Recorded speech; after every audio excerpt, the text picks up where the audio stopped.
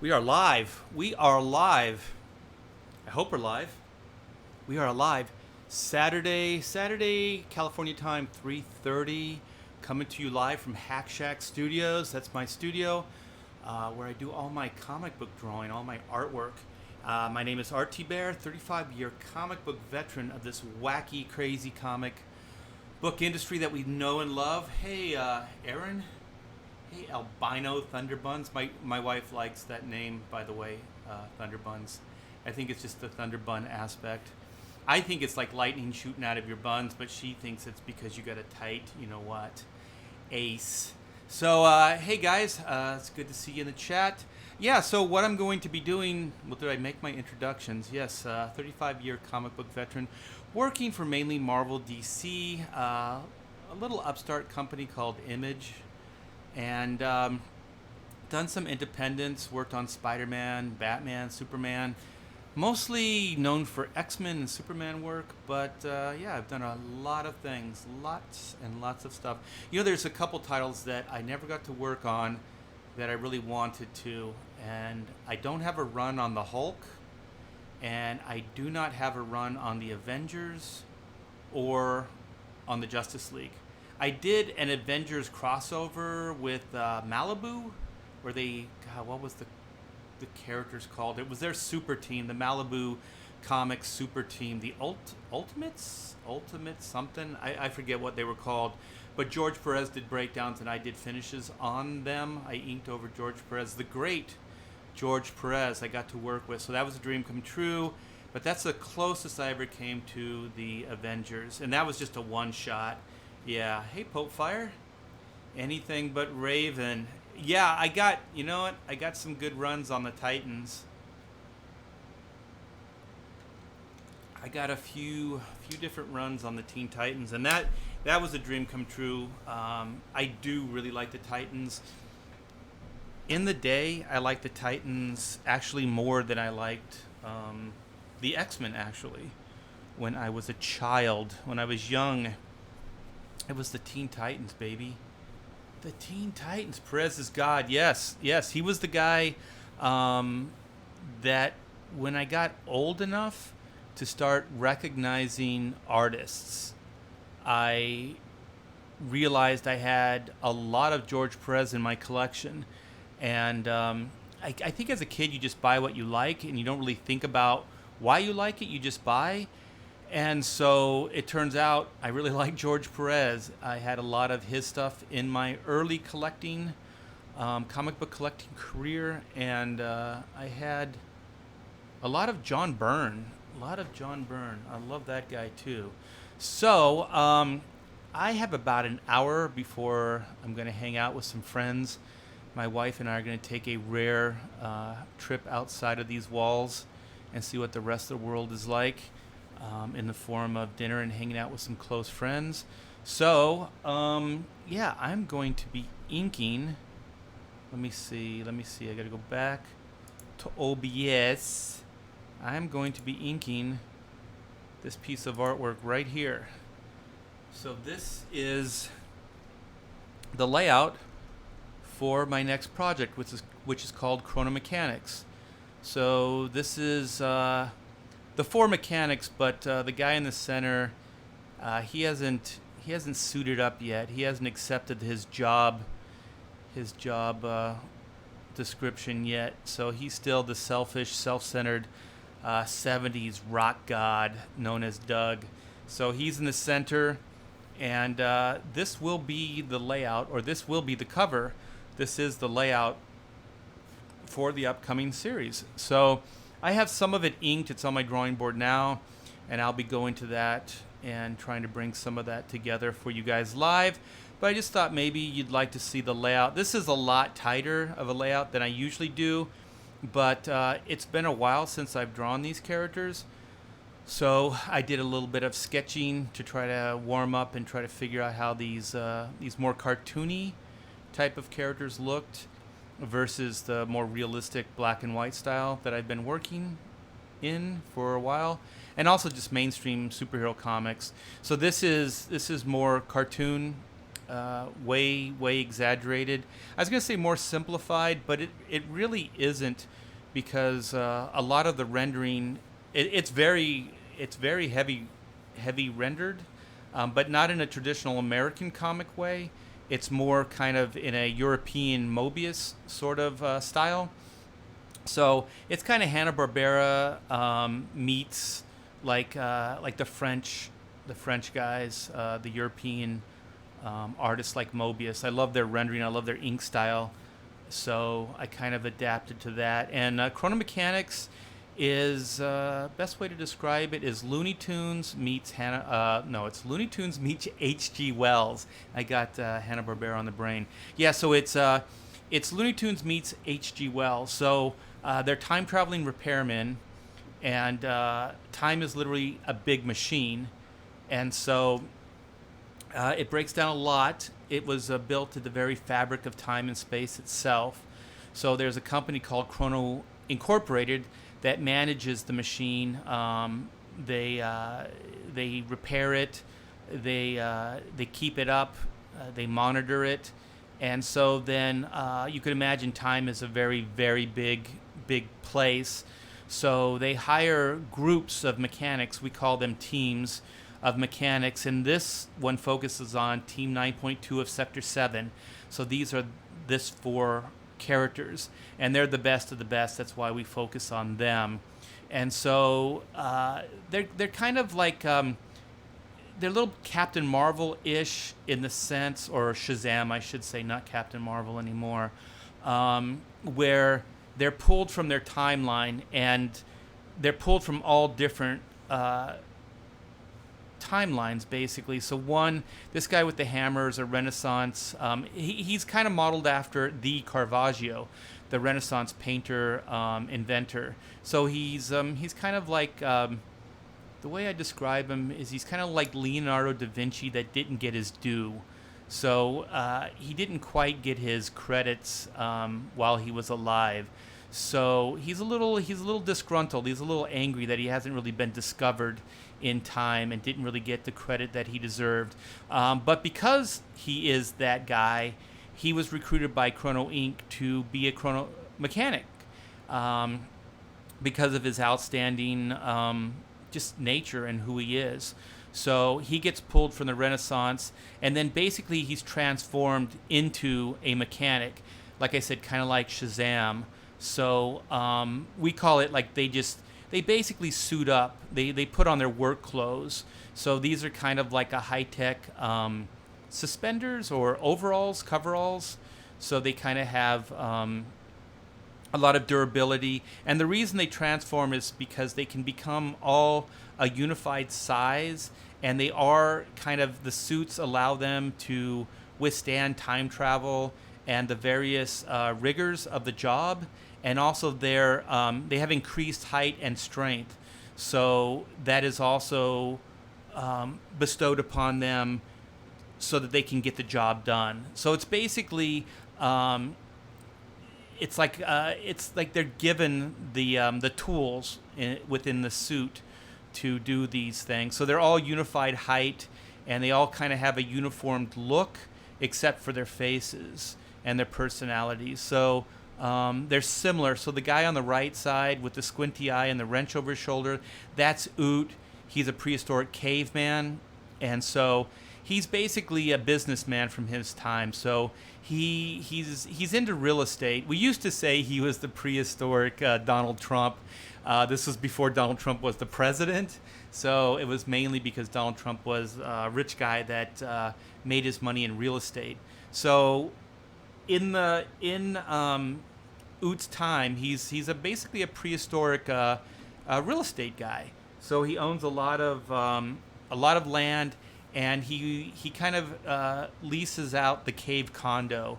So he's got cave condos, and the cave condos are equipped with their own fire pit and their own fire. So that's a big selling point in that timeline, because a lot of people don't know how to make fire. So he kind of, he's got a service. He's got a service that he provides, and he has a big family. So I think he's got like 5 or 7 little Oots to feed, along with his wife Limmy And Oot and Lemmy were names that my daughter came up with. I think she was probably around 5 or so when I came up with this concept originally.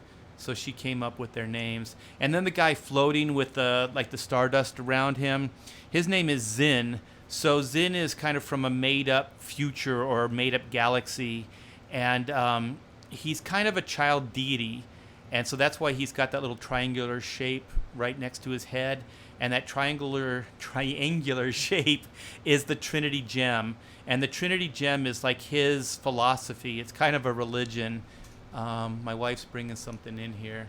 Everybody say hi to Pamela. Pamela. Hi, everyone. We're live, baby. Tell them your dad was a knuckle buster, and those men basically grew America. Yeah, so That's why you created Chrono Mechanics. Yeah, so it's kind of a tribute to the working class men and women of this country. That's important. It is important, and it's overlooked because I don't think it's respected as much in this high-tech society as maybe it once was. So the infrastructure that we all take advantage of now was basically built by people like this. So basically, in a nutshell, they're all these great guys from their timelines that are brought into work for Chrono Inc., but their job is kind of not glamorous. Their job is kind of a pain in the ass. They're just knuckle-busting repairmen. You know, just like the guy that comes in and fixes your plumbing or your electricity or, you know, whatever it is, or puts a roof on your house. So it's just like, to them, when they get recruited, it's nothing special, even though that they end up saving time and repairing time, because if they don't, timelines can go kaflooey. That's what we call it, kaflooey. That's a technical term. And so if they don't repair the time machine in the proper amount of time, things can run amok, and so timelines can merge, time stampedes can happen, all kinds of time anomalies can happen the longer that the machine goes unfixed. And if it goes unfixed long enough, Chrono Incorporated can't fix the timelines. Everything gets messed up. So then they're left with one alternative, and that's to go primal. We call it go primal, which is basically a reboot button for time itself. So we basically de-evolve to the primordial ooze, and then time just basically starts all over again. And that's a worst case scenario, and believe me, we don't want that to happen. So these guys are under enormous pressure to make sure that we don't have to go primal, that they're able to fix the machine in the amount of time that they're given, with all the different timelines merging and the different problems that you could imagine would arise being in a timeline where things are merging and all kinds of chaos is ensuing. Sometimes it's even hard just to find the workspace or the work site. Yeah, so I think that's enough of a rundown of who these guys are. This is going to be my next Indiegogo campaign. It's called Chrono Mechanics. We're calling it Retrofit is going to be the title. And this is the layout for the cover. So let me go back to OBS and web share my camera. So you know what? It's a little blown out. Hold on. I'm gonna close the shades here. Yeah, it's getting darker. Let me close the next one here.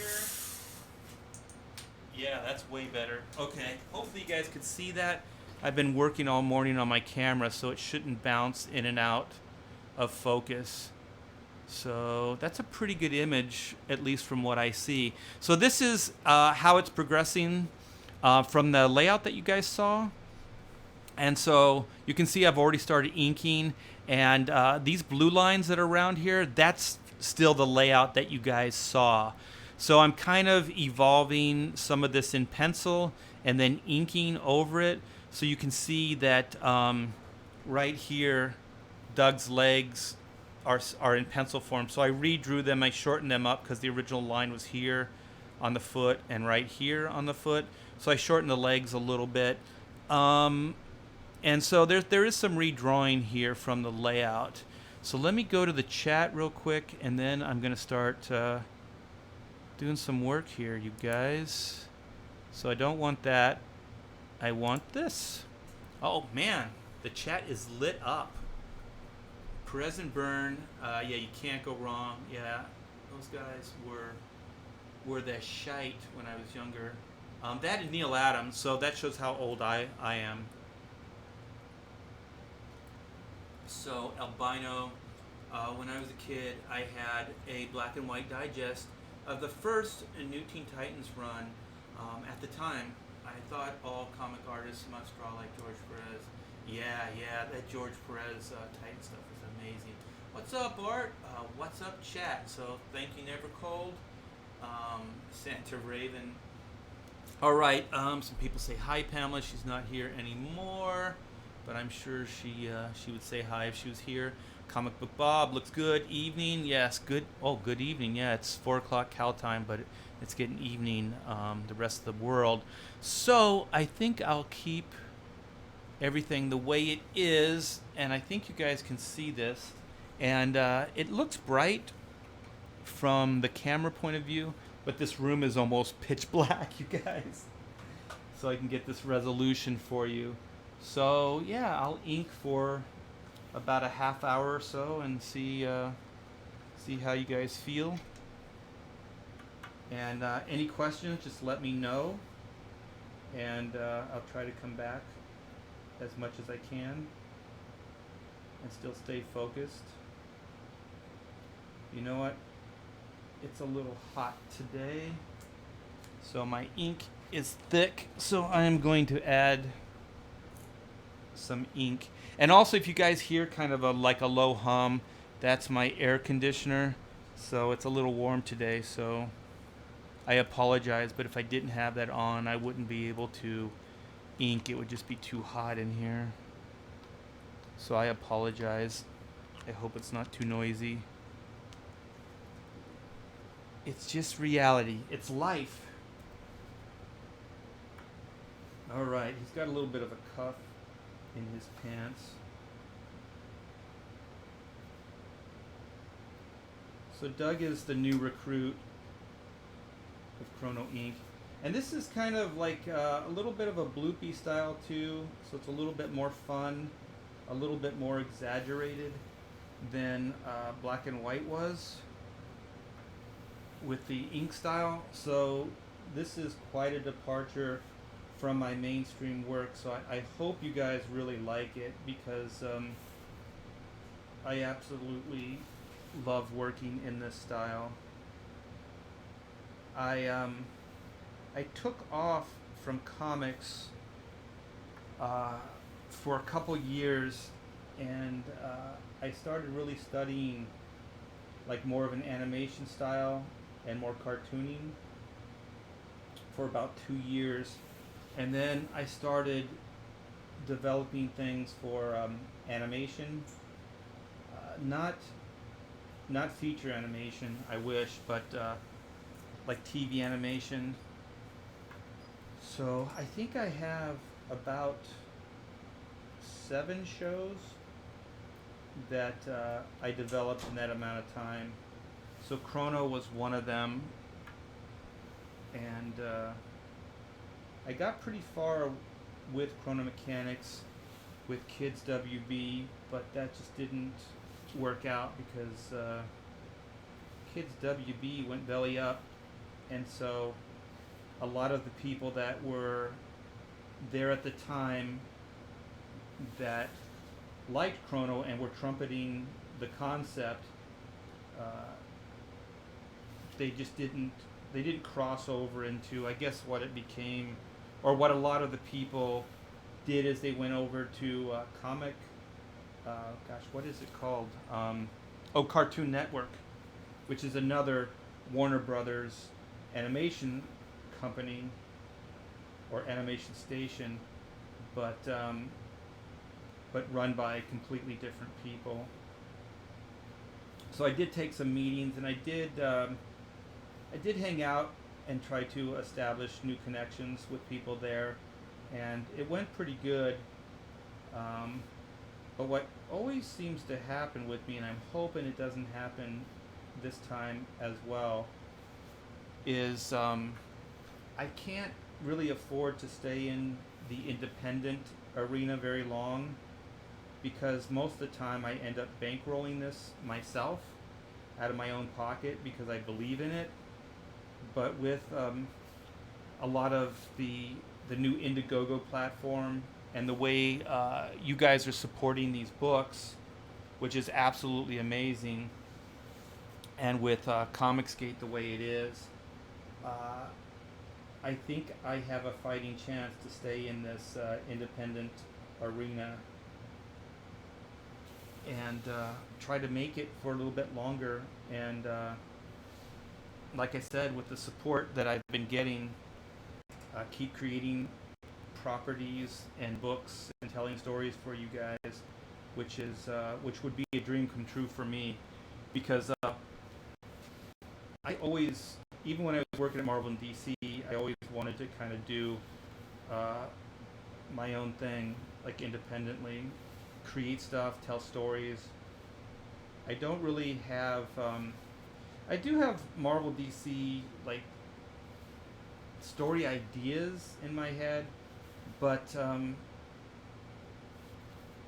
just kind of, I'm more passionate about staying here and doing things for myself more than a company. And that's nothing against Marvel or DC. It's just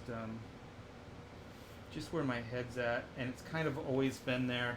I broke in when I first started doing comics. I broke into the independents, so I probably would have stayed there if once again the money was better.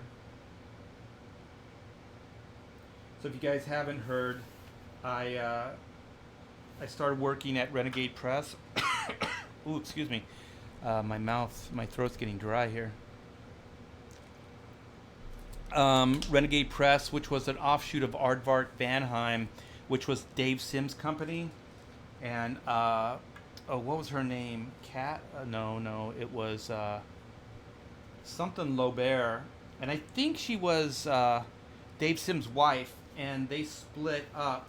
So I think the company kind of split too. So she started running that Renegade Press.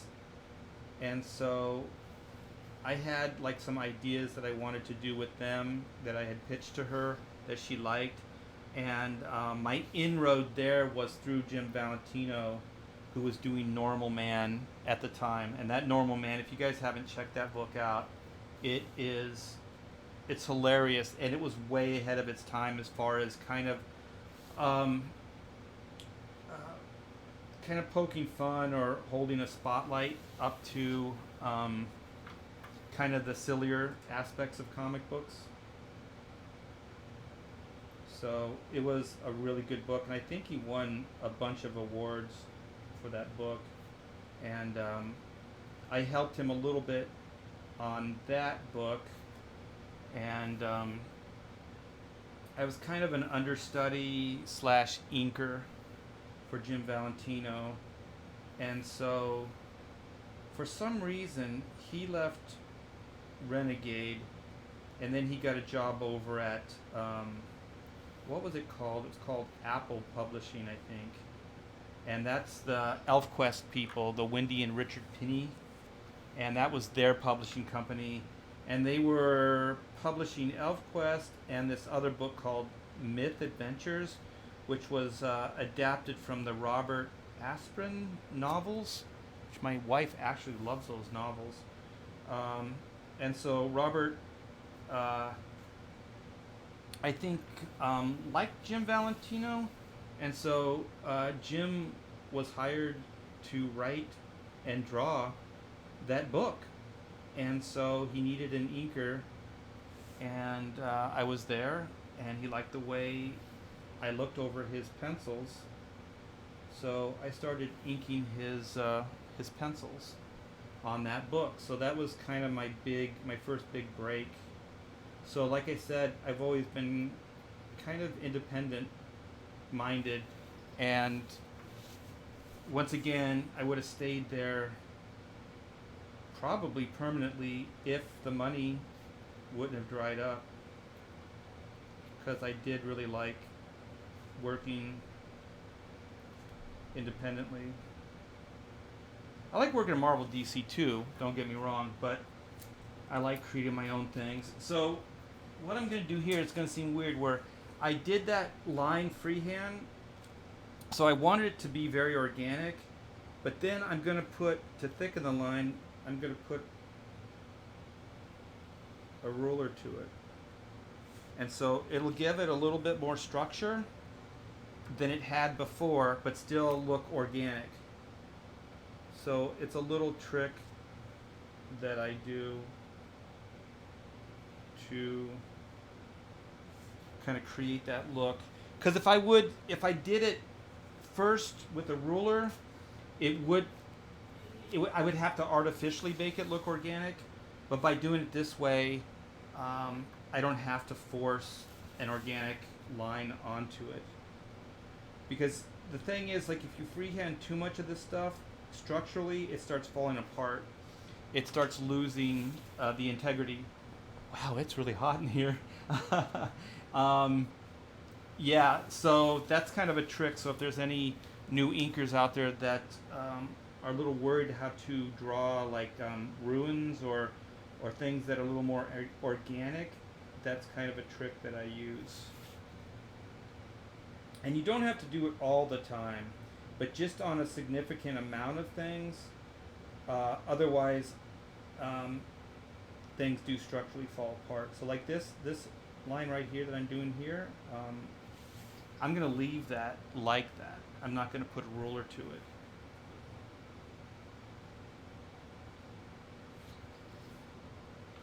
But this line here that I'm going to ink next, this one, I'll do it the same way. So I'll freehand the line, and then I'll come back in with the ruler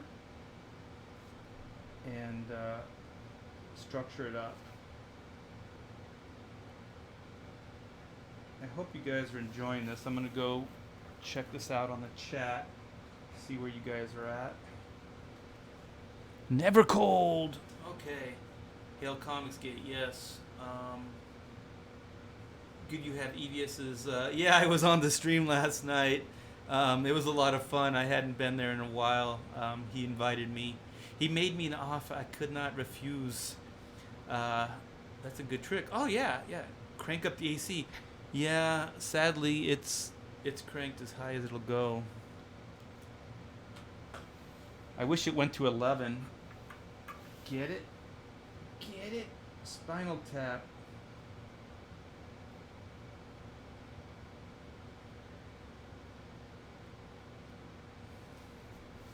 So yeah, I think what I'm going to do, I named this part 1. So since today I'm not going to be able to spend a lot of time working on it, I may break this down into parts. So I'll do as much as I can for you guys before I'm going to hang with some friends tonight, and then I'll follow it up with part 2, Electric Boogaloo. So yeah, also you guys, I'm going kind of into full-on shill mode with CHRONO. It is my next Indiegogo project, and if you haven't checked out the pre-launch page, it should be in the description. And if there's any mods out there, I don't know how to give wrenches, but if there are any, if you could put the link in for the Chrono Mechanics pre-launch page, I would appreciate it. There's not a lot of new stuff in there. I'm generating things right now. I'm working with Narwhal, and he's doing some color work over my pen and ink on some of the interior stuff, and the pages look absolutely phenomenal. So I'll be posting some new stuff soon in the pre-launch page. Yeah, a lot of that stuff is just holding artwork for holding until I can get some of the stuff for this campaign.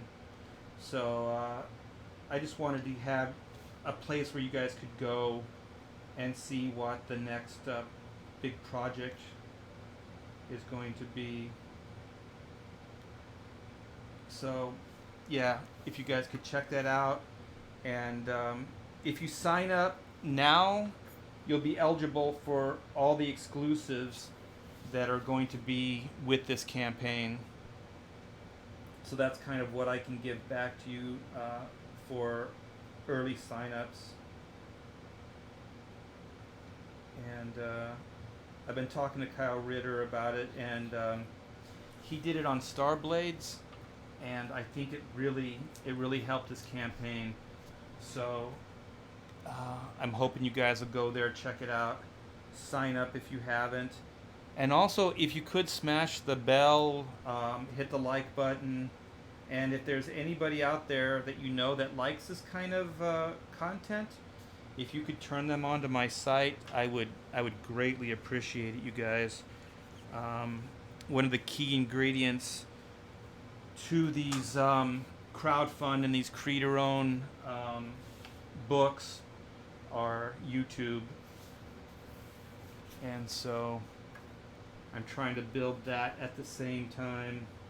I almost feel like I'm starting my career all over again. I've been drawing and working in comics for 35 years, but the last year, I guess, maybe 10 months since I kind of started working with the Comicsgate guys and hanging out with you in the chat, I feel like I'm starting my career all over again.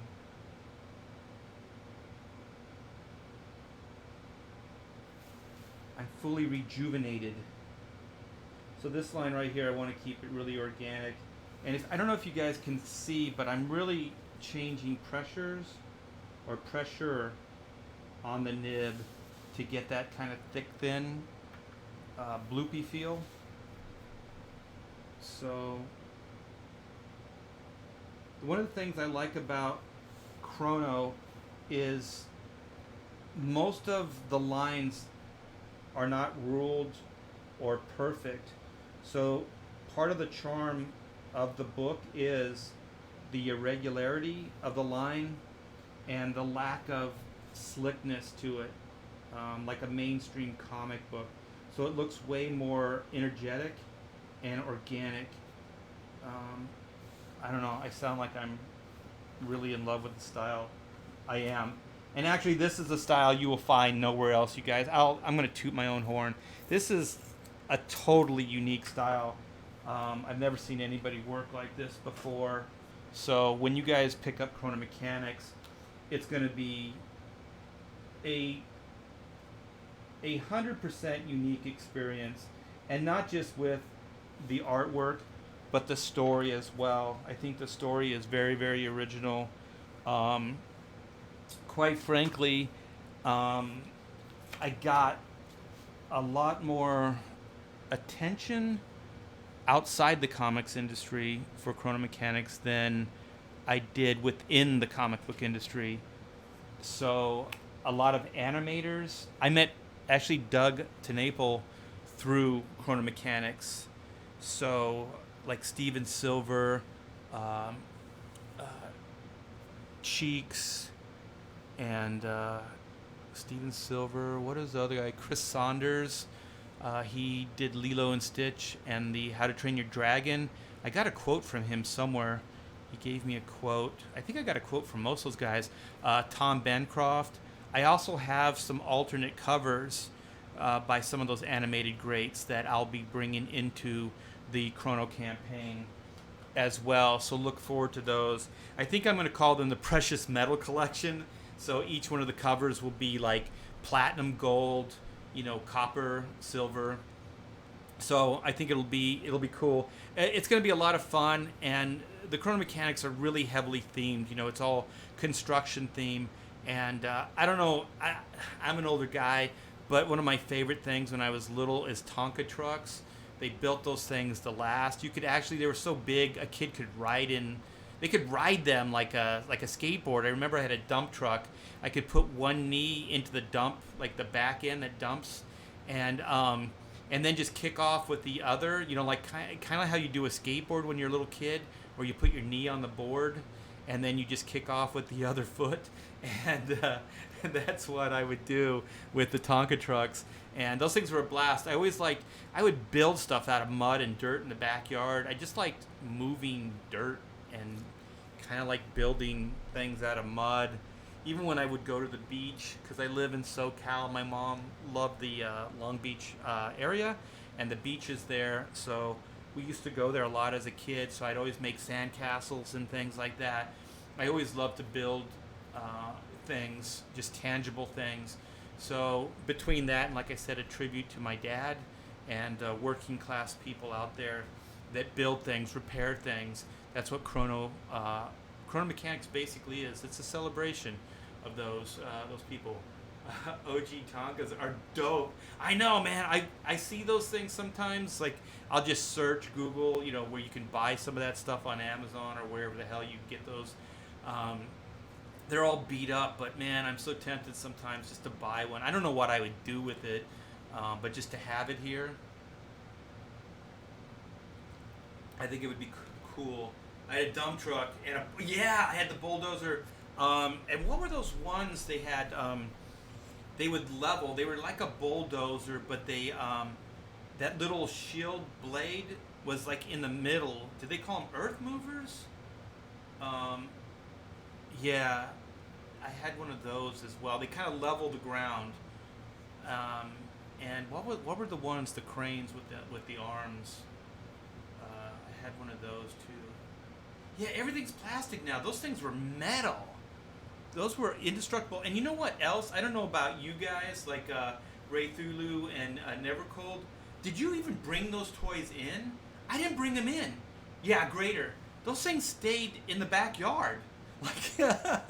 Like they were so badass, they just stayed in the backyard in rain, sun, whatever. Yeah, I kept them there. I very rarely brought them in. They're also so big. I think they would have taken up my whole bedroom. I always had to share a bedroom, so I didn't have much space. So wait, I saw something. Dynamo. This was almost a TV show. Yeah, it was at Kids WB. We got really, really close. I think I've told part of the story a couple times, but you guys are going to get so bored of me talking about Chrono Mechanics in the next couple months, so I'm sure you'll hear that as well. Old school Tonkas out of metal were great. Can't believe they're plastic now. Yeah, Knox. I don't even. Are they still making them? I don't even know if they're making them. Toys R Us doesn't exist anymore, so I don't even get out. Ever since my daughter grew up, I don't even get out to toy shops anymore. The Greater, Mark says, yeah, they didn't build things. Yeah, they don't build things like that anymore. I think also plastics were pretty expensive back then because I remember seeing some documentary or something like that, and it was on G.I. Joe of all things.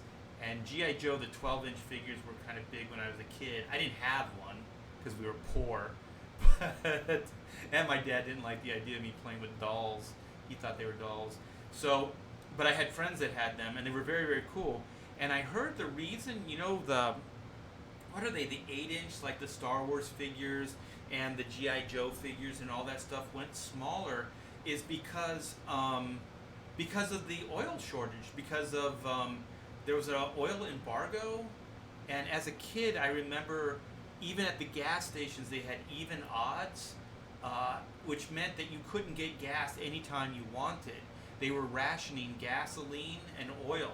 So if you were even, on even days, you could fill up your gas tank. On odd days, if you had, like your license plate, I guess. Yeah, if your license plate ended in an odd number, you could go on the odd days. If your gas... or your license plate was an even number, then you could go on the even number days. So, God, I don't know when this was. It was probably late 60s, it was probably early 70s actually, early to mid 70s. And so that's when those 12-inch action figures went away because of the oil shortage. And that's when the 8-inch, I think they're 8-inch action figures, came into vogue. And I was a little older when those things came around, so I did have some of the early Star Wars. I think they were 8-inch. Anybody, if there's anybody in the chat, correct me if the Star Wars were 8-inch action figures. They almost seem like that's too big. 6-inch. But yeah, I had a few of those. I had friends that had most of them. They were pretty cool, and I mostly build Star Wars models, like all the planes and ships and stuff. That was cool. I was a big model builder when I was a kid.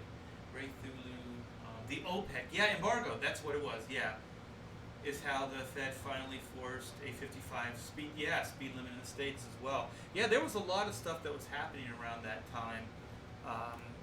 But I was really surprised that they said that was the reason why a lot of plastic toys, especially the bigger plastic toys, weren't made, because they said that the price of those G.I. Joe 12-inch figures would have been astronomical. They would have been so expensive. Not just to make, but to buy. Like, there would be nobody that would be able to afford a G.I. Joe action figure. But strangely enough, like, didn't Barbie stay around? So maybe Barbie outsold G.I. Joe. I don't know.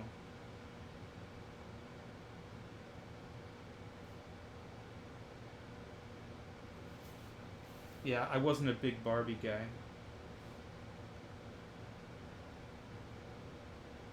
That was a joke.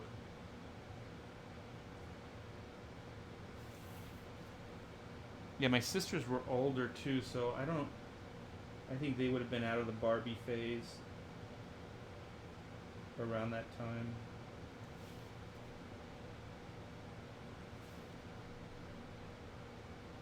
So I hope this image is still working for you, because it's actually getting darker in the room here. My wife's in here. Say hi. All right, you got to say hi to them, and I'm actually can read the chat and see what they're saying. Did you want me to open your blinds so you've got some light? No, because I opened the blinds, and it actually it obliterates the camera. Oh. So tell them it's almost pitch black in here, right? It's dark. It's dark. She isn't gonna lie. I exaggerated, but it's really dark. It's really dark in here. So it is getting darker as well. So hi, Pamela. Nevercold says. Hi. Nevercold. I come in and bug him every few minutes. Yeah. When were you out of the Barbie phase? Me? Yeah. Oh, jeepers! I grew up very sheltered, so probably about 12. So you're 12 when. Yeah. Well, I mean that's about the age that you start kind of weaning yourself off toys, right? Yeah. No, not the blinds. I told Albino Thunderbuns that you like his name. I do.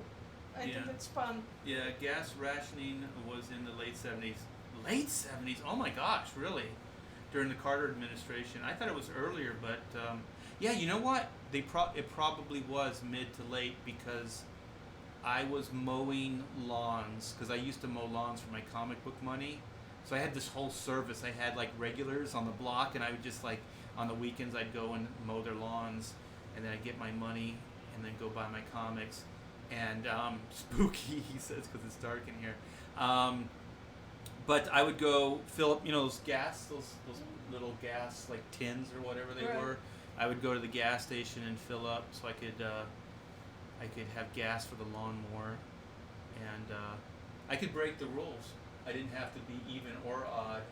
I would just go there and just put the gas thing right into the tin and fill it up. So you didn't have a license plate hooked to your butt. No, I wasn't even driving a car at the time.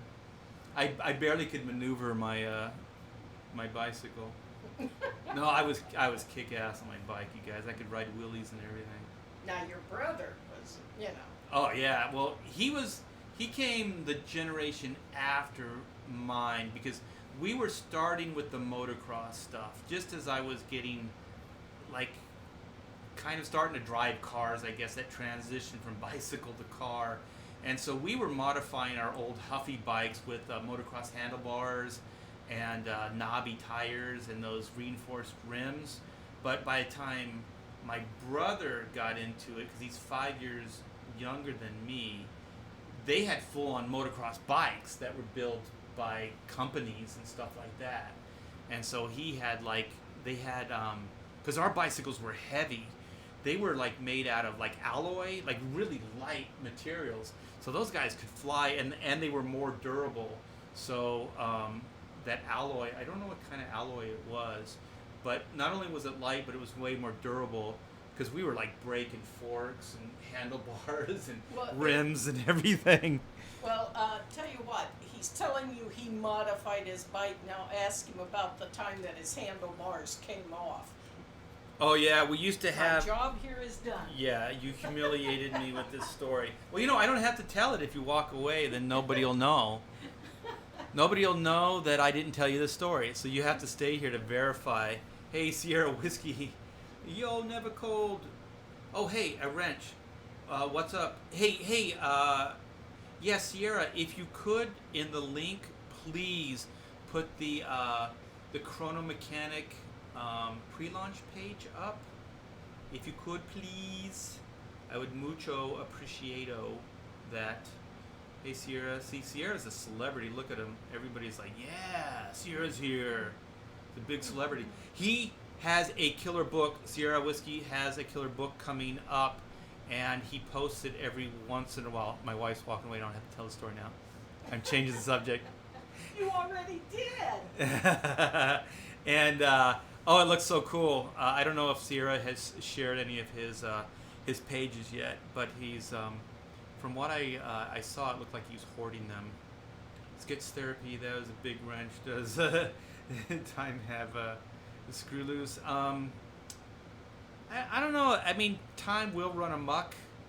That is a technical term, and it will go kaflooey from time to time. So, yeah, there's some craziness, man. So, oh, thank you, Sierra. I really appreciate it. And I'll tell the story about the handlebars coming off. Okay, we used to we had the riverbed. I grew up in like LA County, so everything was concrete. But I always liked all the like Huck Finn and Mark Twain stories, and about the adventurers and all that stuff that they had. The river and the caves and the forest, and they would hang out and have adventures. And I always wanted that kind of life as a kid, but I grew up in a concrete jungle. So the only thing we had was the riverbed. Like, that was our, place to hang out. So the riverbeds had like it would, from the street, because there would be overpasses, there was like a hill that went down, and then and then it would come back up and then go to the riverbed. So there was kind of a hill down, and then a ditch, and then it came back up. Well, we would build a little bit on, like a ramp onto the part that came up, like maybe, 3 feet of dirt. So we'd go there with our shovels. And so we would build these crazy ramps. And so the thing is, we would do all our own maintenance on these bicycles. And, we were kids, and we had like scrawny arms, so we couldn't really torque down like these nuts and bolts and everything. So I had my brand new motocross handlebars, right? So I just put them on my Huffy. I always wanted a Swin, but we couldn't afford a Swin, so I had a Huffy. And so we went down, and we were going to jump this ramp, right? We were going to hang out and get some air. And so I go down the hill. Everything's looking pretty good, but I noticed that my handlebars are kind of moving independent of my forks and front tire. So they're kind of working on their own. And I'm like, oh shit. And if you guys have ever jumped a bike, when you come up the ramp, you kind of pull back a little bit on the handlebars, so your front tire goes higher than your lower tire, because you kind of want to land on your back tire. I'm probably boring you guys, but so when I pulled up on the handlebars, I whacked myself. They came out. They fell. They came totally out of the forks. So the handlebars came off, and I conked myself in the head with them, and then I landed. I don't know how, but I think I kind of knocked myself temporarily unconscious. And so my friend said, you landed without your handlebars, you still landed almost perfect, like a perfect landing. And then you rode a little bit, like a couple feet, still straight up and down. And then you hit like this pilaster. And that's when, you woke up, apparently. So, yeah, let that be a lesson to any aspiring motocrossers out there. Make sure you torque down all of your nuts and bolts very tight. Otherwise, yeah, you could hurt yourself very bad under convulsion. Yeah, that could be the name of the book. That's pretty funny, sketch therapy. Oof, that gave me a nightmare. Bike accident. Yeah, I'm sure you guys all have, like, all kids our age probably have major run-ins with bicycles. So I'm doing a lot of talking, not a lot of inking, so I apologize.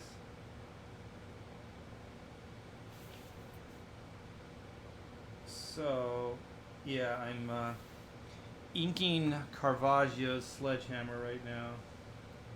Also, all the tools are oversized, which also is the reason why they're bigger in stature and have the increased strength, because these characters in their own timeline, in their core selves, or as their core selves, they could not lift this equipment, not even close. So yeah, the ink lines are a little thicker than I usually do as well, because it is a little bit more of a cartoony style, and bold and thick usually translates better for a cartoony style.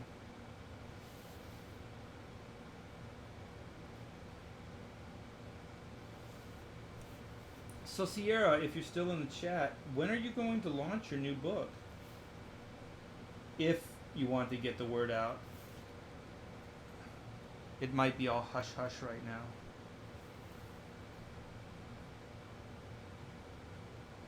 He's Kaja Goo-gooing it. He's hush hush, eye to eye. That's an old reference too.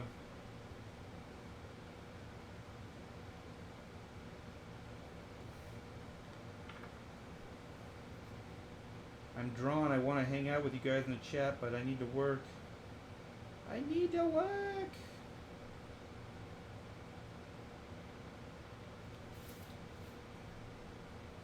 So man, can you guys believe some of these numbers that the CG guys are putting up right now? Like Mike Miller's book, he's over 100K. John Malin's book's over 100K. I think Kyle Ritter's book is like 70K. Who else is there? There's Elliot Fernandez. His Doom Kicker book is doing exceptionally well. I don't know if you guys have any aspirations of, indie comics or creating your own thing. These things are blessings. I can dream about things and make plans for doing independent work that I never could, a year ago. And it's because of the support of you guys and this amazing community. Yeah, we would be nothing without you guys. I would be nothing without you guys supporting these books. So I probably say it a lot, but I appreciate all of y'all support. I'm a mushy guy.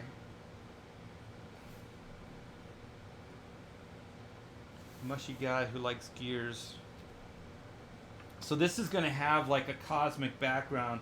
So it looks like a well, it's a slightly well, it's not normal at all. But I'm trying to make it look like it's a little rooted in a normal work site where they're demoing stuff, but it's also going to have like a cosmic feel to it. So the sky and everything will be very cosmic. Let me see if I could show you this.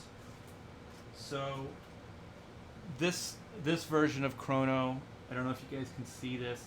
It's called Potholes in the Cosmic Road. So the image is basically a bulldozer, and they're clearing part of the cosmic road. So the cosmic road is a time stream where they drive to work on. So basically, they even like clear roads and repair potholes in the time stream road. So that's what they're doing here in this image. So you can see, like, in the background is very cosmic, and the road itself is very, I guess cosmic is the only word. I was gonna say high tech, but it's not really high tech.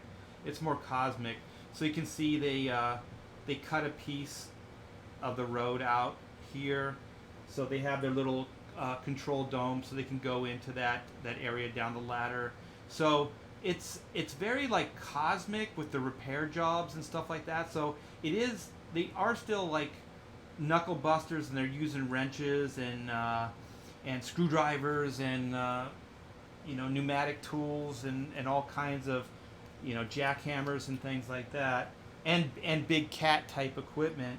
But at the same time, it's cosmic. So I thought it was like a cool juxtaposition of like this very kind of like normal kind of pain in the ass repair existence, thrown in with this very like cosmic background. So I say it's supernatural. So like it's a sci-fi action adventure. So I don't really say it's I guess cosmic, but it kind of is. There is a cosmic element to it, since no one really knows what time streams look like, and Chrono Inc. itself is outside of the confines of time, so it exists in a timeless environment. So the foreman has been the foreman since the very beginning, so he doesn't really age. So he just kind of stopped once he got the job. So when you're in the Chrono Inc. headquarters or workspace, you don't really age. So time just kind of just doesn't exist there. So there's also a movie script that exists for Chrono Incorporated or Chrono Mechanics, and I think it's absolutely brilliant. And I have a writing partner, a movie script writing partner. His name is Matthew Hillary, and he's done a few things. He's sold a couple scripts, but nothing's been made into a movie yet. And he's worked for Platinum Studios, which is Scott Rosenberg's company. And Scott Rosenberg's company is responsible for Cowboys and Aliens and the Men in Black stuff.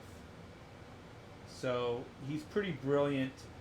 When we were trying to come up with the structure for the movie script, Matthew was saying, let's frame it up like a disaster film. And I was like, a disaster film? Like, that doesn't even... How does that even fit this concept? And the more we start talking about it, the more it really fit in, because the longer it takes to repair the machine, the more things like go wrong. So like there's earth shifts, there's kind of like these tremors and earthquakes, time streams merge, things like timelines merge into each other, so there's hybrids of things that happen. One of the visuals, we didn't get to use it in the movie, but they're fighting with the T-Rex, like the Chrono Mechanics, because sometimes they just encounter stuff in the timeline, like that like just things are running amok, just from point A to point B to get to the work site, things happen. So there's this T-Rex that's giving them a bunch of crap. So they notice that that they have no way to fight this thing. So then what appears seemingly out of nowhere is like old cat equipment from like the 1950s. And so they're like, oh man, uh, cool. So they start using the cat equipment to fight the T-Rex.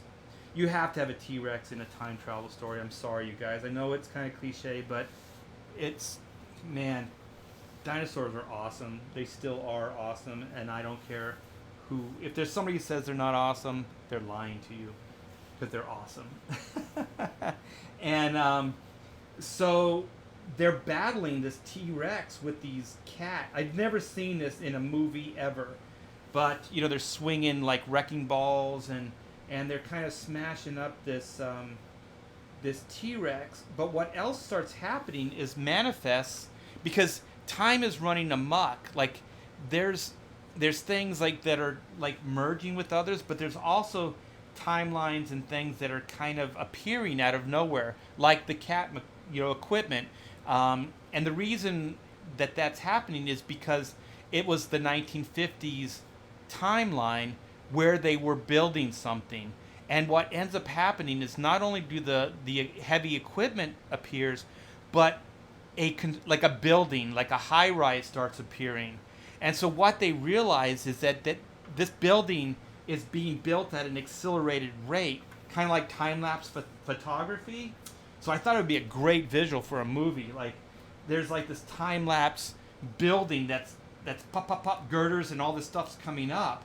But then I was thinking, that could be like a cage for a T-Rex. Like it couldn't hold you or I because of our size, but a T-Rex, it could fully enclose it like a cage. And so what they do is they trick this thing into the building as it's being erected, and the building is erected around the T-Rex. And then what initially it does is it creates a cage to hold the T-Rex so they can get away. I don't know, I might be patting myself too much on the back, but I think it's brilliant. Yeah, so that's kind of stuff that's in the movie script, or that didn't get in the movie script. I'm trying to figure out, I'm going to have to check with my agent and Matthew's agent and just run it by Matt. But I would love to have one of the tiers, or maybe one of the exclusives, if you sign up for the pre-launch page for Chrono Mechanics, which I didn't check, but hopefully Sierra Whiskey put a link in for the pre-launch page. But if you sign up, that maybe we can let you read the script. Like we can send you a PDF. Like I said, there's a lot of people I would have to okay this with. But that would be really cool, because I would be so... We work in a vacuum, and a lot of things I create personally, don't ever see the light of day. There's so much I want to show you guys, and that would be pretty cool if I could do that. Where you guys could read the movie script. It's like 100, I think it's like 115 pages. So it's not heavy reading by any stretch. That'd be awesome for you guys to read that, and I can get some feedback and see what you think about it.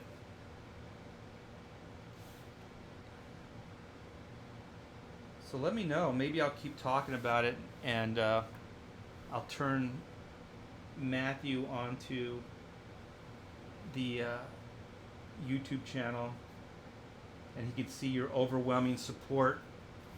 I'll put pressure on him to okay it. But he's a brilliant writer, and basically the kind of framing it up as a disaster film is that there's all this carnage and stuff that happens around the characters. So it's almost like a disaster film in structure. So I thought that was a pretty brilliant idea. Actually, I shouldn't say this out loud. I'm going to give him a big swelled head, and he's not going to want to work with me anymore. But yeah, we got that, and there's also a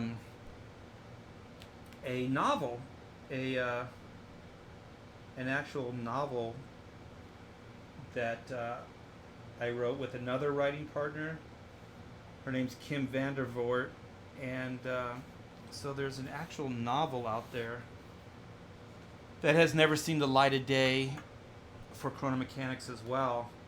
So I'm talking to Kim about possibly figuring out how we can bring the novel in. So maybe that could be an early exclusive as well. I'm not sure. But there's a lot of things that I have planned that I would love to do for you guys.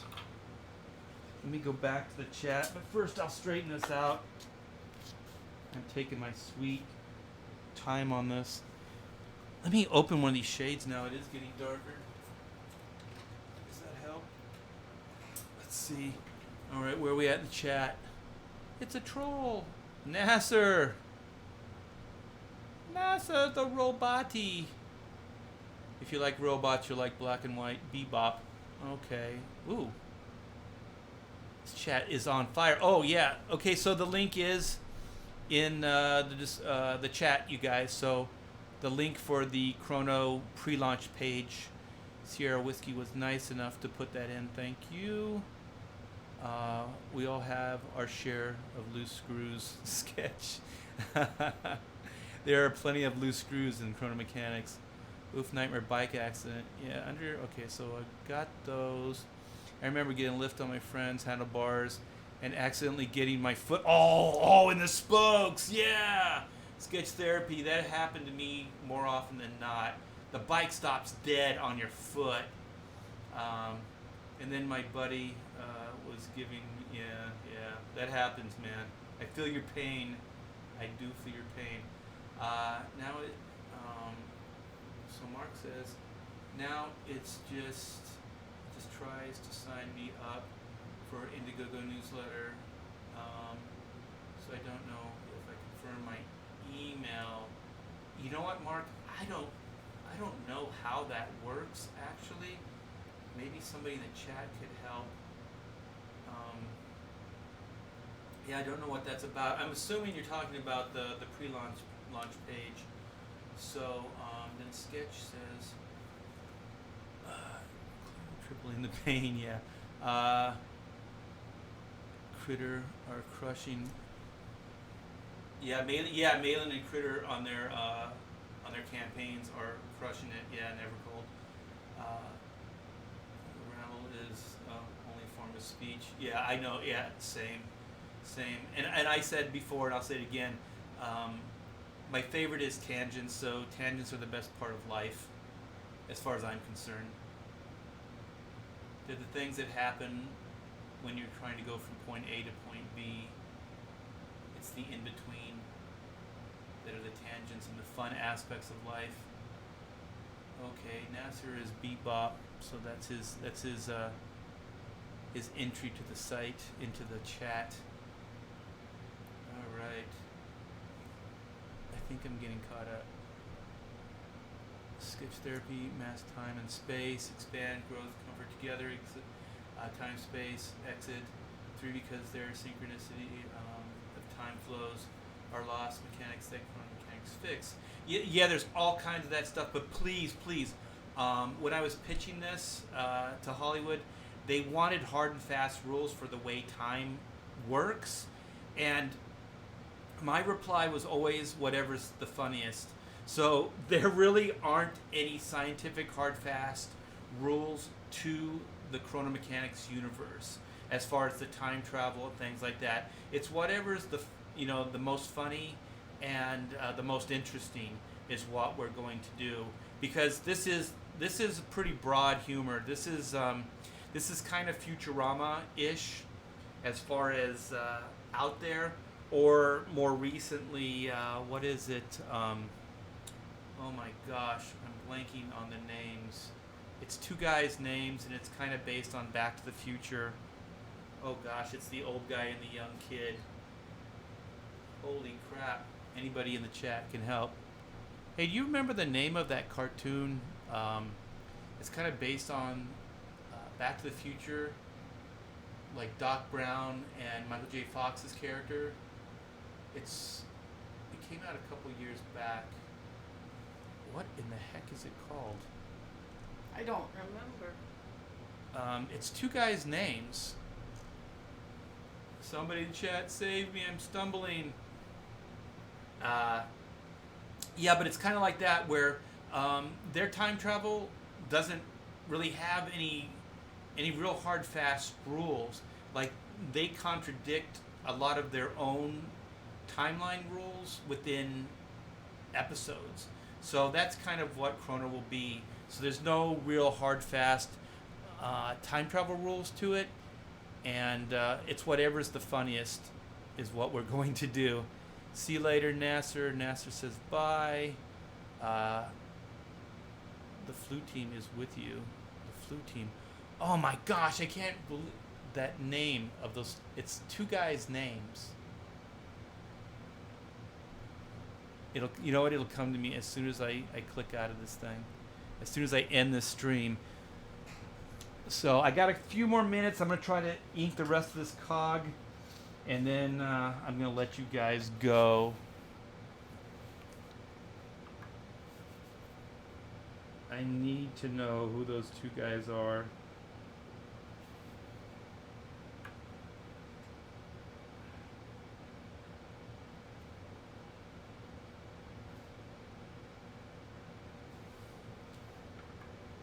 So I think what I'll do is I'll finish this cog before I have to clean up to hang out with my friends, and I'll do a part 2 tomorrow and try to bring this thing to a close.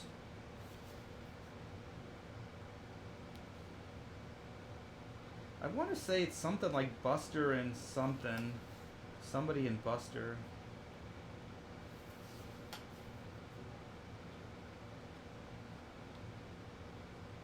It's kind of like an absurd version of Back to the Future. There's like a Doc Brown character. He looks exactly like Doc Brown. His hair's all gray and it's all spiky all over the place. And then there's this like young, really naive kid.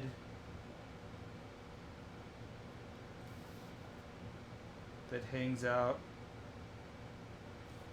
and begrudgingly helps the old guy. Yes, Rick and Morty, thank you, Never Called. You saved me, Bill and Ted. No, not Bill and Ted. Yes, thank you. Yeah, Rick and Morty. Dave and Buster's, yeah. Dave and Buster's? Yeah, so that would have haunted me all evening. Yeah, that show's pretty insane. But, yeah, Chrono is kind of... It's not that far out there, but it's pretty far out there. So that's a little bit of what the sensibility's like. But yeah, when I was pitching that stuff, nobody understood those aspects, because I do believe chrono mechanics would have existed and probably have filled that void of I want to say Dave and Buster's, but Rick and Morty. Yeah, it would have predated Rick and Morty.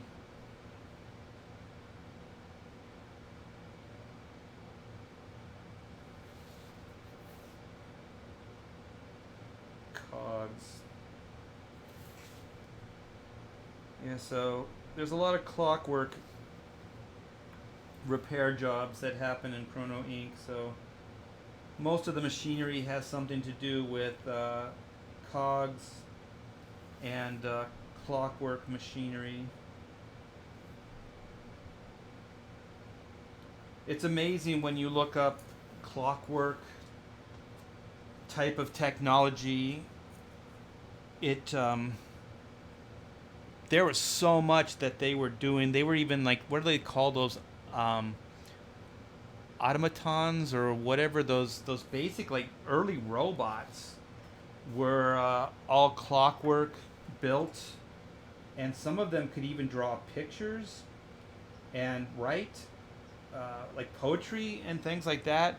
all based on just clockwork machinery, and that stuff blows my mind. Like we give man a lot of credit now. It's like, oh yeah, well we can do all this stuff, but there were some people in the past that did some pretty amazing feats with what they had to work with.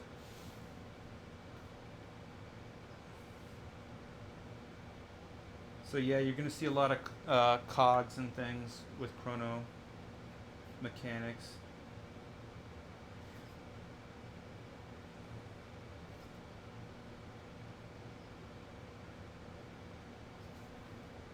So these cogs are pretty beat up. They're pretty weathered. They'll probably, in the color phase, they'll have some staining and discoloration.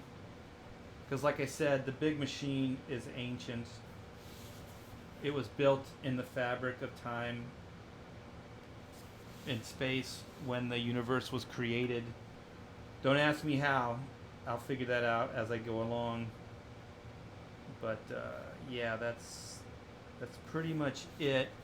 So thank you guys so much for tuning in and keeping me company while I'm trying to bring this cover together. And stay tuned tomorrow for part 2. Oh, you know what? Oh my gosh, I just remembered something.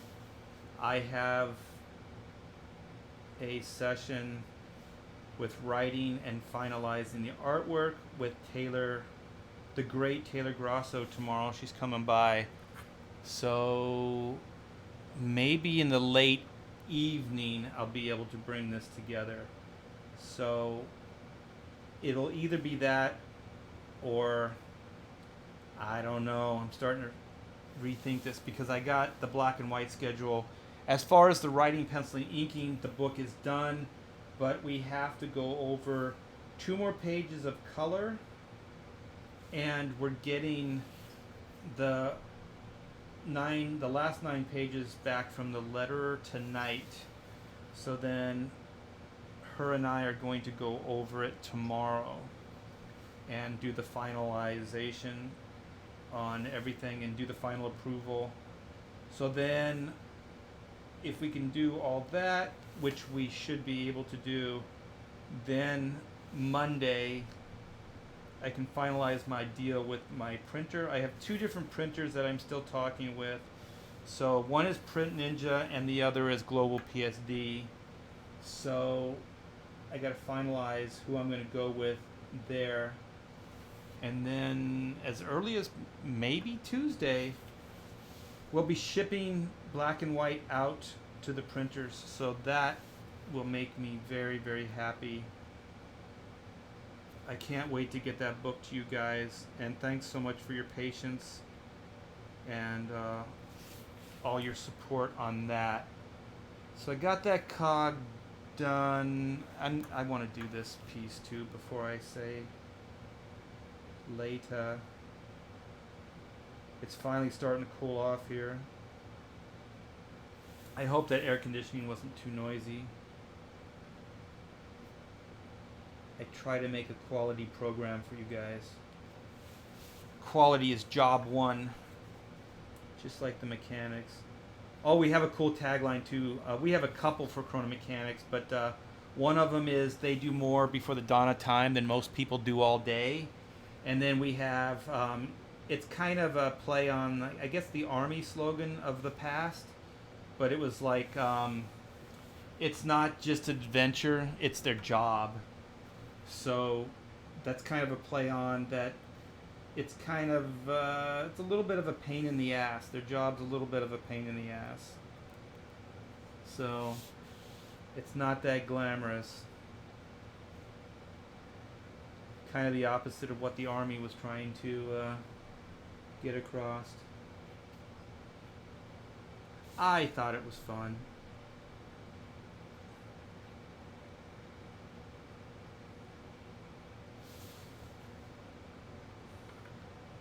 Actually, it looks like a lot more. I wanted to get Caravaggio all blocked in. Also, you guys, like these aren't fully penciled, so all the rendering and things aren't done yet. So I'm just blocking in like the structure and things right now. It's kind of how I even ink like at Marvel DC when I do their books. I structure everything first, and then I go in and do all the rendering. And I usually, for some reason, I do the faces last. I think it's because I want to be warmed up. I want to make sure that my chops are good, because if you mess up a face, it's not a good thing. People don't like that. They don't like it at all. Okay, I want a little funkiness right there on the end. Look at that. Yeah. It's coming together. I hope it's getting dark. I'm going to open up this. See if that helps a little bit. So I'm going to finish the top of this cog, and then I'm going to read the chat and then say good night to all.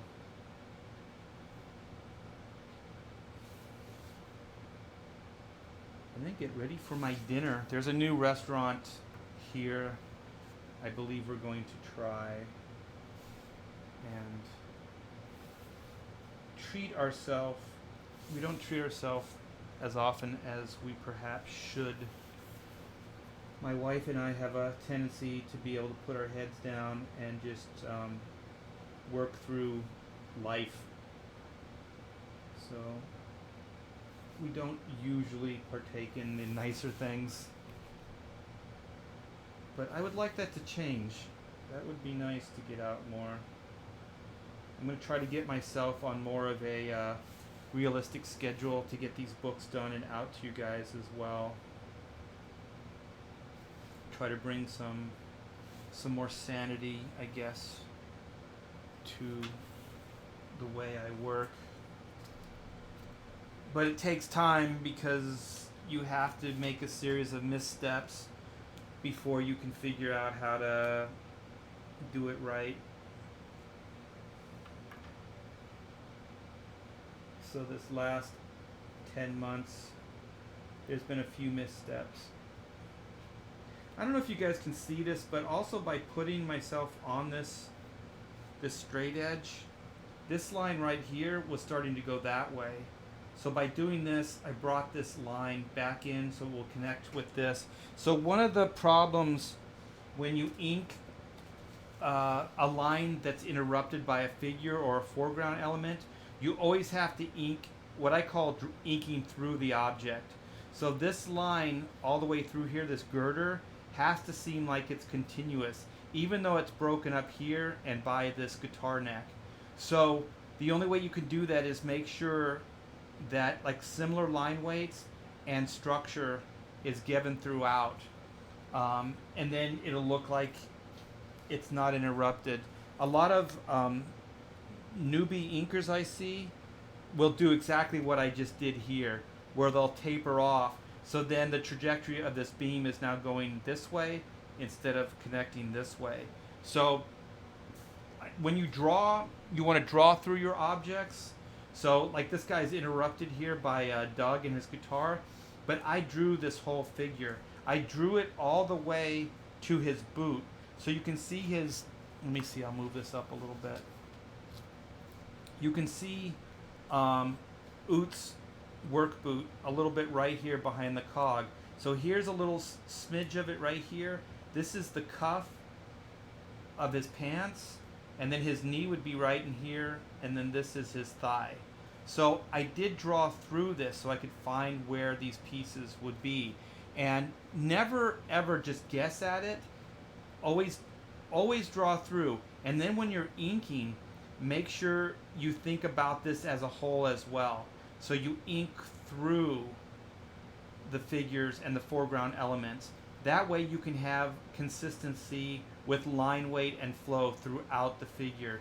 So that's just kind of, you know, like here's part of his boot, Caravaggio's boot, that comes back here. So this all has to have a similar line weight. so it looks like it's all compatible. It's like creating a reality. You don't want the reality to shift too much. So the line weights are kind of helping build that reality. Because if you have like really thin lines, like let's just say, I don't know why I'm moving this because it's probably in the ideal location for the camera. Maybe down a little bit. Let me see. I forgot what I was saying.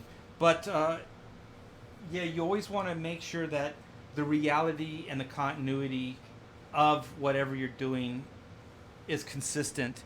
Because if I had this figure inked really thin, and then this one was, or this one right next to it was really thin, the reality would look off.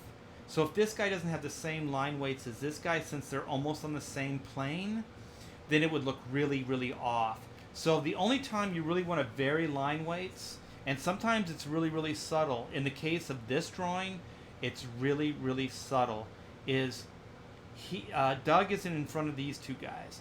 So Doug, if I wanted to, could have a thicker line weight than these guys. He's got about the same line weight, maybe even a little thinner, but I'll explain that. Also mass. To me, mass always will have a heavier line weight than something that's elegant or more frail or smaller. So you can see he's more wispy. So if I put like really thick mass, like lines on him too much, it would look clunky. So the thicker lines work better with like bulky characters. Like if you ever look at the Hulk, if you have the Hulk and Captain America in a scene together and they're pretty much side by side or, you know, reasonably close together, the Hulk will always have thicker line weights because his mass is so much bigger. And one of the ways that you can illustrate mass is with thickness of line. So that's kind of the rule, at least the rule that I work by. And then Zin, who's up here with the welding torch, he'll probably be a little thinner line weight than these guys. And if you notice, always the underside of things is thicker than the higher side, or the top side. So you see the top side of his thigh, the lower side is thicker. And then you see the line weight go from thin to the underside, which is thicker. So you always want to put the thickness on the underside. And another thing, what I did with Doug, and I did it on purpose, is the line weights start thickening up towards the base of the character. I sometimes think that it helps to anchor the character to the ground, because we see the sky is open and the ground is always busy. So compositionally, I always try to do the same thing, where lower things are heavier and things higher up in composition are more open. So I even ink the same way. So I put the heavier line weights on the lower sides and then the lighter on top. So you can see the difference in the line weights here versus the line weights on top of his helmet or some of this stuff in here. So that's kind of the rule that I work by. So let me go back to the chat and see what we got going. Do I want to go here? Yes, I want to go here. And then I'm going to give you this. And then I'm going to go back here. So my little icon should pop up, so I don't have to worry about my camera. You guys seeing stuff I don't want you to see. Oh, let me go. I think. Okay, so then you're doing the right thing, in my opinion. Cool. Scott, if just being there scares people, use it. I'm not sure what that is in relationship to. Indeed, black holes. Oh, you guys were talking about some other things. Yeah. So yeah, you guys. So I'm gonna wrap this up. Thank you, Never Cold. Yeah, the line weights. Line weights are very, very important as far as I'm concerned. Rendering and some of the more superficial things are kind of window dressing. They're secondary, but if you get your structures and your line weights right with your outlines, you're way ahead of the game. You are way ahead of the game, because then your structure and your storytelling is always going to work. So sketch therapy. My conversation was off topic. Sorry. No. I think it's fun. Time travel, black holes. Yeah. But just don't expect any real science with chrono mechanics, you guys. I think it's fun to talk about. Real science. But just don't scrutinize chrono mechanics too much because it's just gonna be fun. It's all gonna be for shits and giggles, as they say. So thank you guys so much for hanging out. Please, if you haven't, like this, it does help with the algorithms. I'm not sure how that stuff works, but it does. And hit that bell for notifications. And if there's anybody, your microphone is low next time. Bring it closer. You know what? I'll have to hook it onto my drawing board because I think it's better right now because I'm talking right at the mic. But when I'm working at the drawing board, it's behind me. So maybe if I move it in front of me. Thank you guys. Yeah, if you have any critiques, you guys, please let me know because I don't really look back at these things and I don't really know how this is coming across. So if you guys have constructive criticism, let me know. So I will keep that in mind, Sketch. I'll put it tomorrow when I draw on the board. I'll put it onto my drawing board. Uh-oh. Do you hear that, you guys? That's not me. The air conditioning drains every once in a while. It gets excess water. So I always leave the drain thing open. These are like little Porto, like air conditioning units I have. They just save on the power, and they actually cool the room better than if I use the real overhead AC. But it does leak water. So if you guys heard that, that was not me. That was the air conditioner. So yeah, thank you guys so much. And I'm thinking I'll be able to follow this up late tomorrow in the evening. And try to finish up this cover for you guys. So thanks again. Yeah, so you guys did hear that. Yeah, that was not me. That's a great way to end this live stream. So have a great Saturday. Go out and do something fun, you guys. Life is short, and have a good time. And I'll hopefully see you guys tomorrow. Thanks again. Take care.